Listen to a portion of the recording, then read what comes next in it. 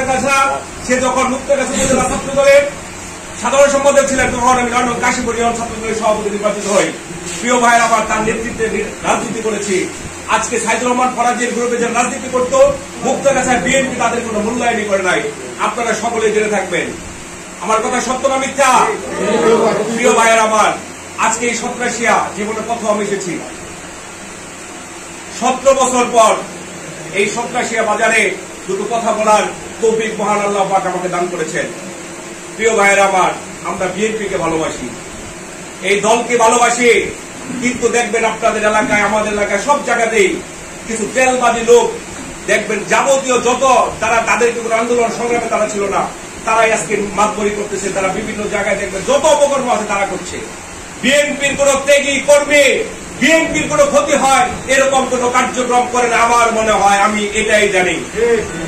আমি গত 5ই আগস্ট থেকে আজকে 28 আগস্ট পর্যন্ত মিনিমাম হলেও 200 দরবারে দাওয়াত পেয়েছি। আমি কোন দরবারে অ্যাটেন্ড করি নাই।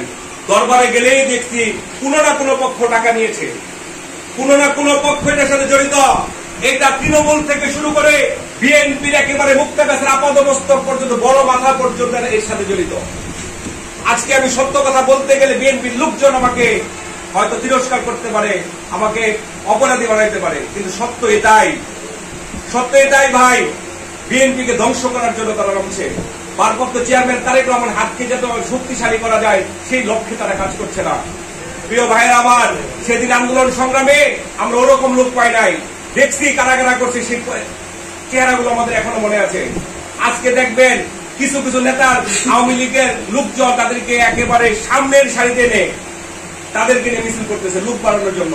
আমরা সেই লোক দেখতে চাই না, আমরা জাতীয়তাবাদী আদর্শের লোক দেখতে চাই, যারা দুর্দিনে বিএনপির সাথে ছিল, ভবিষ্যতে যখন দুর্দিন আসবে তখনও যেন বিএনপির সাথে থাকে, সেই লোকগুলোকে আমরা দেখতে চাই। পরিশেষে আপনাদেরকে একটা উদাত্ত আহ্বান থাকবে।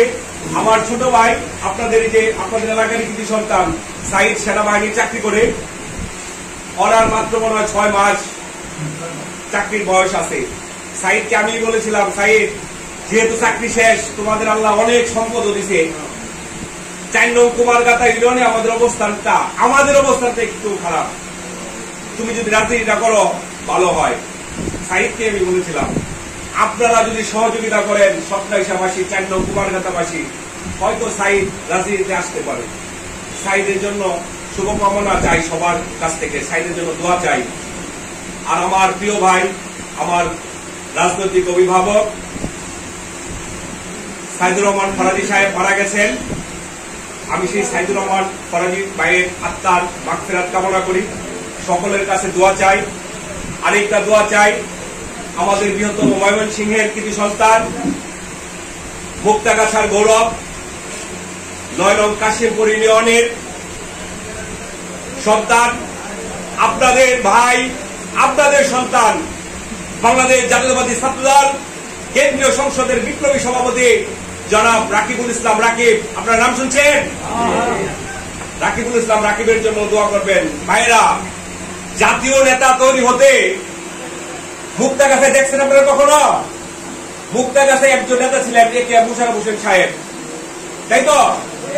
যারা সমগ্র বাংলাদেশের মানুষ চিনত, কিন্তু রাকিবুল ইসলাম রাকিবকে আন্তর্জাতিক পর্যায়ে চিনে। এটা কি আমাদের গর্ব না? সেই রাকিবুল ইসলাম রাকিবের জন্য আমি দোয়া চাই, মহান রাব্বুল আলামিন যেন তারা অনেক দূর নিয়ে যায়, একসময় যেন বিএনপি মহাসচিব তৈরি করেন, এই মুক্তাগাছায় যেন একসময় মন্ত্রী হন, এমপি হন, আমাদের সেবা করার সুযোগ দেন। অত্যন্ত ভালো মনের মানুষ, অত্যন্ত ভদ্র মানুষ, আমার বন্ধু। আমরা মোটামুটি তার সাথে যোগাযোগ করি। সকলের জন্য দোয়া চাই, সকলের জন্য আমিও দোয়া করি, আমার জন্য দোয়া করবেন। আর বেশি কিছু বলতে চাই না। আমার 2টা ভাইয়ের কথা বলি, সাইদুর রহমান ফরাজি মারা গেছে, ওনাকে যেন মহান রাব্বুল আলামিন জান্নাত নসিব করেন। আর আমার একটা ভাই এখনো জীবিত আছেন, কেন্দ্রীয় ছাত্রদলের সভাপতি রাকিবুল ইসলাম রাকিব, ওনার জন্য দোয়া করবেন। মোশাররফ সাহেব মারা গেছেন, ওনার জন্য দোয়া করবেন। আর হচ্ছে আপনারা ইতিপূর্বে যারা মুরব্বী আছেন তারা জানবেন, 1991 সালে বাংলাদেশ জাতীয়তাবাদী দলের প্রথম এমপি ছিলেন কেরামতুল্লাহ তালুকদার। উনি আমার কিন্তু দাদা লাগতেন, আমার দাদা, আর উনি আপন খালাতো ভাই। উনার জন্য দোয়া করবেন, মহান রাব্বুল আলামিন যেন উনাকে জান্নাত নসিব করেন।